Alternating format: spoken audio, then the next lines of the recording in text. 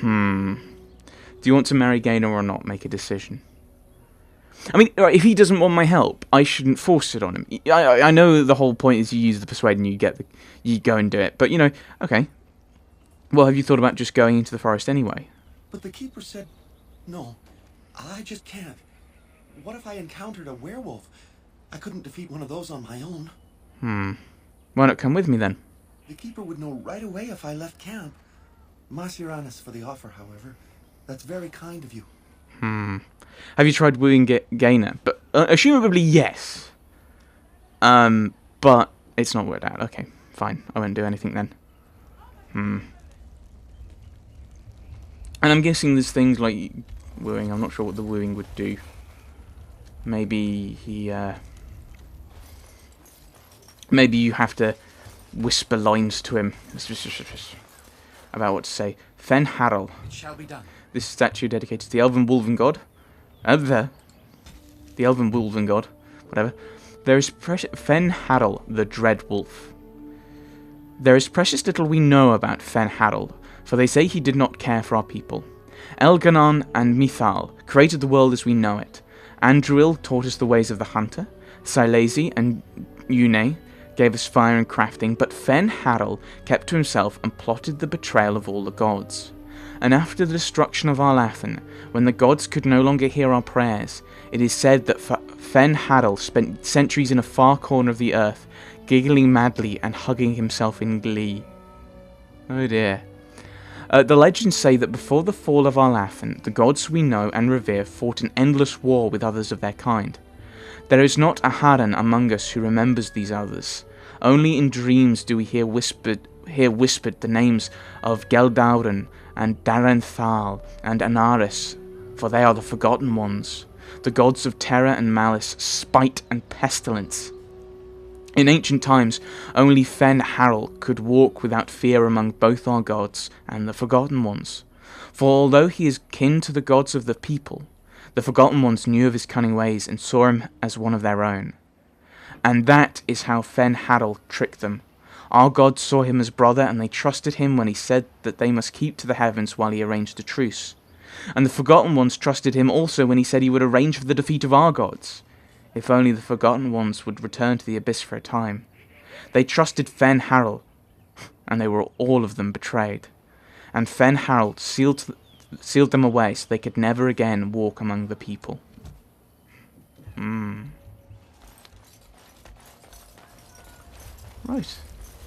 I mean, whenever I hear something like that in Forgotten Gods, I'm kind of reminded of, what are their names? There are places where those horns bring huge prices. Can cure diseases, so they say. Shush. Shush, Alistair, that is not going to boost confidence. We need them on side. I think Malal, Nekoho, and Zuvain, who are all they're the forgotten chaos gods from Warhammer, and it's quite a nice lake. Like one of them, I think is Malal is the god of betrayal, and he hates everything to do with chaos. Zuvain is the god, kind of like the god of discord, and basically he makes everything everyone's plans fail, including his worshippers. His own he works against his own plans. And then there's Nekoho, who is the chaos god of atheism, which is just bizarre. But you know, that's kind of it's Warhammer. It's what you expect, right? So we'll have a look at Gillanane. This broken moss-covered statue once represented Gillanane. Gillanane, mother of the Halla. They say Gillanane was one of the people in the days before Arlathan, and the chosen of Andruil the Huntress. She was very beautiful, with hair of snowy white, and as graceful as a gazelle. She kept all... Oh, we've read this one, haven't we? Yeah, they listened to... Yeah. And her into a beautiful... Yeah, the first Halla, yeah. That was the that was something we read as the Dalish Elf in the Dalish Elf origin, so I'm not going to reread it. There, right, Alora. Hello, Aura. Who comes? Oh, I beg your pardon, stranger. I was so busy attending to the Hala, I did not hear your approach. You must have been very focused, considering myself and Alistair are wearing fairly, well, relatively heavy armour that rattles because it's made of metal. Okay, what is a Hala? I'm guessing this white deer. Who are you? My name is Alora. I am the Master Herder in charge of caring for the Hala. Not as exciting as being a Grey Warden, but the Hala are vital to us. You think being a Grey Warden is exciting? It's exciting. Dangerous. Dangerously exciting, but you can argue exciting. What is a Hala? They are the noble beasts that pull our Aravel. What humans call land ships. Oh, I love They his are our ears. companions and our guides. It's like flicky ears. Sorry. My people own similar herds, but of horses. I think, yes, they are not mounts. I mean, horses. You make them sound like friends. I think he'd understand that as a nobleman. I'm guessing there would be. I'm guessing there are horses around. Well, it says there are horses and mounts. So he'd know how to ride a horse. He'd understand that bond between horse and rider. So I think he'd get that. You make them sound like friends, but they are not mounts. We ride the Hala, but never with reins or a saddle. It is the Hala who decide where to lead us, and our privilege that they take our Aravel with them. In return, it's the herder's job to speak to the Hala and care for their needs. It's a bond of friendship, and not servitude.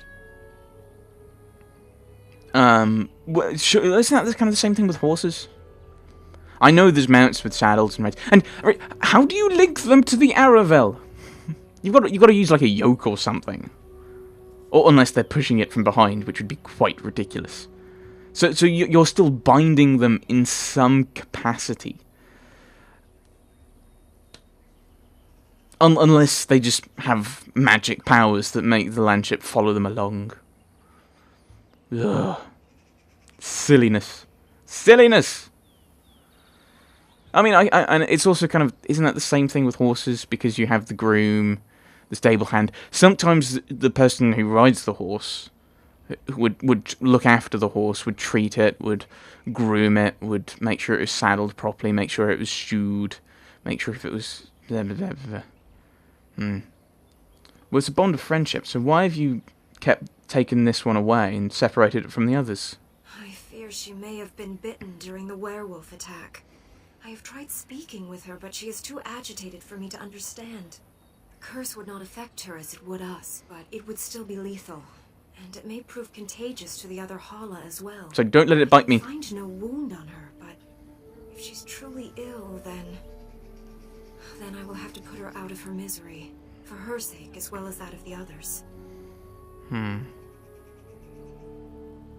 Is there anything I can do to help? I don't know. Do you have any skills that might help her? No. If you do, I would be grateful. I can stab things. I don't think I've got any survival skills. I can stab things and be sneaky, and that's kind of it. We'll try to calm the Hala first, and it'll probably rear up. Yes, that's it. She's calming down. What? That's it, love. Be calm. Tell me what troubles you. I see. It is her life mate who is sick, not her. He was bitten on the leg during the attack, and she fears greatly for him. I did not realize another Hala was injured. This will allow me to prevent the sickness from spreading to the entire herd. Masiranus, thank you. You have done my clan a great boon this day. I will always be grateful for your help. I have survival? Alora, the Dalish master of the antlered Hala beasts, was concerned that one of her Hala beasts had contracted the werewolf blood curse. You were able to ascertain that the beast was concerned for its mate, and thus spared the Dalish herd from further problems. New quest. Oh. Oh, I picked it up and did it in the one thing, didn't I? Aravels. And we have creatures, which I'm guessing is about the Hala. The Dalish, who band together in small groups of blood relatives, travel in ornately carved wagons, known as Aravel, drawn by large white stags called Hala. The Aravel are a unique sight, beautiful in their swooping curvature, and adorned with broad hoods and brilliant silken cloths that flap in the wind, often displaying the noble banners that once flew over that family's house. Most humans refer to the Aravel as land ships, for in a strong wind it can often appear as if the elves travel in long boats with sails high overhead to announce their arrival, or to warn others away. The Hala are unique to the elves, and any but elven handlers consider them ornery and almost impossible to train. I managed to calm one with a skill I didn't know I had.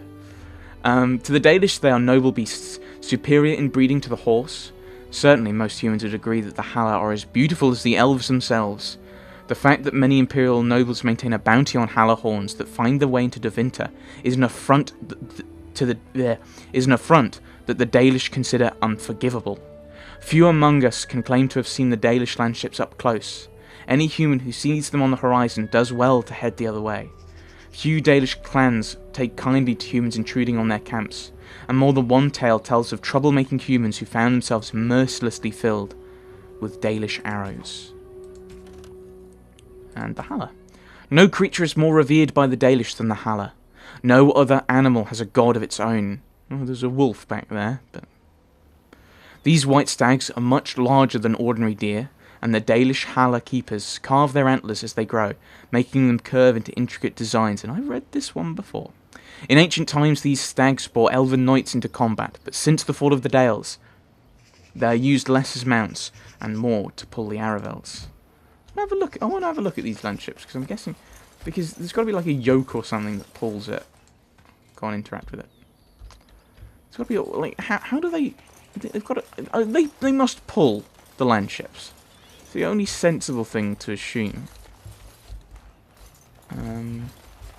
No. No. Can I go up? Can I go up? Oh, no. Okay. But so how do they move them? Maybe it's just like a bit of wood or something that they... No, it can't be like they put this on the back, because they just ride off without it. Ah, shopkeeper. Anything interesting back down here? Oh, this is just over the, looking over the rest of the lake, isn't it? Actually, that's interesting. Let's, no, that one. Oh, there isn't a lake on here. It's only on the map. You've got to have, like, a bit of a lake. Oh, maybe it's, maybe like a tributary of the river? I mean, you've got the Draken River going into Lake Calenhad, which I'm guessing has a little kind of thing out to the waking sea. The Netherlands! I mean, this is the Holy Roman Empire, obviously. I would guess. I'm trying to work out where things are. Brazilian Forest, Dragon's Peak. I mean, this is based on the Holy Roman Empire. Orlais is based on France. You can hear it in the accent. I know not. Unless the Kakari Wilds are meant to be Italy. Which I don't think they are. Ooh, Eldest of the Sun.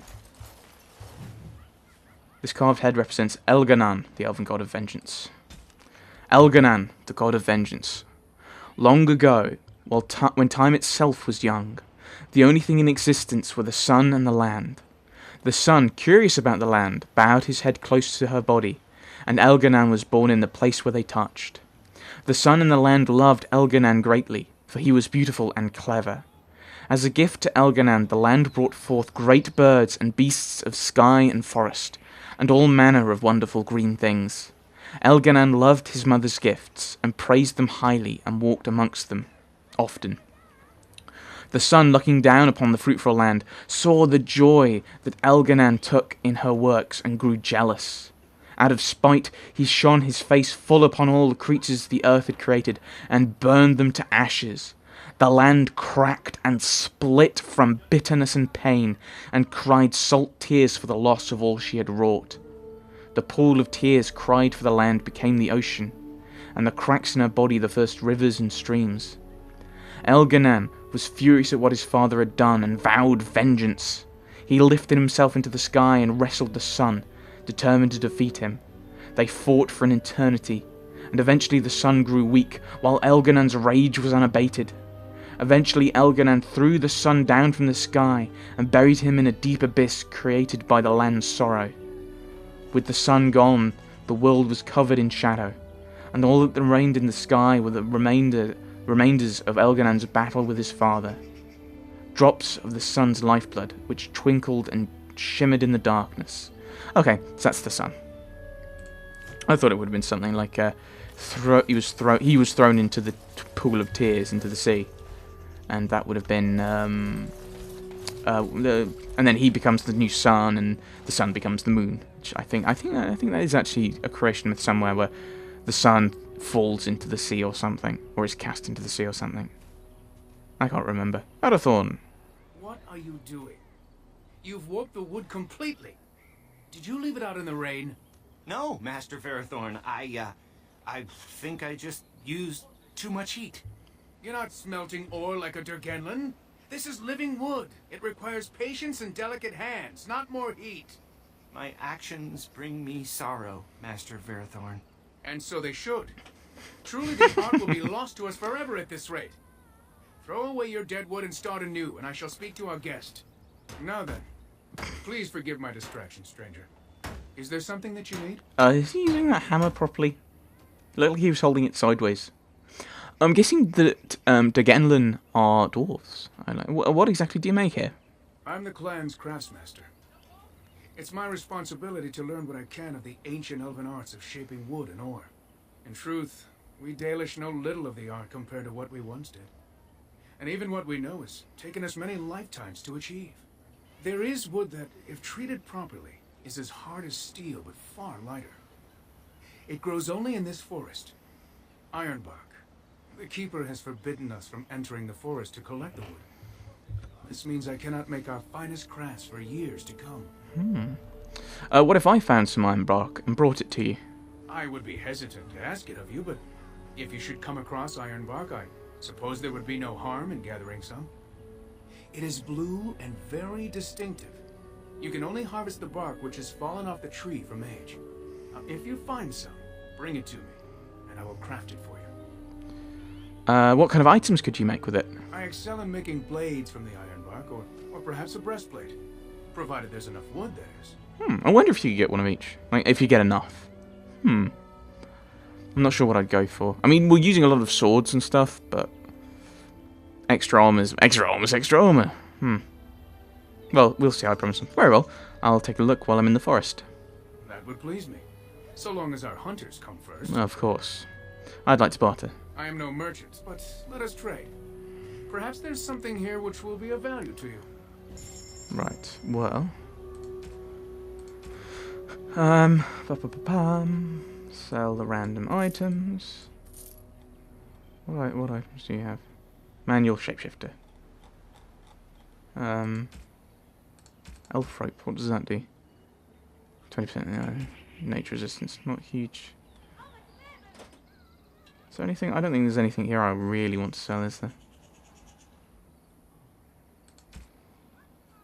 Yeah, I think... Ooh, Elf-like arrows. Plus 6 attack and a chance to stun.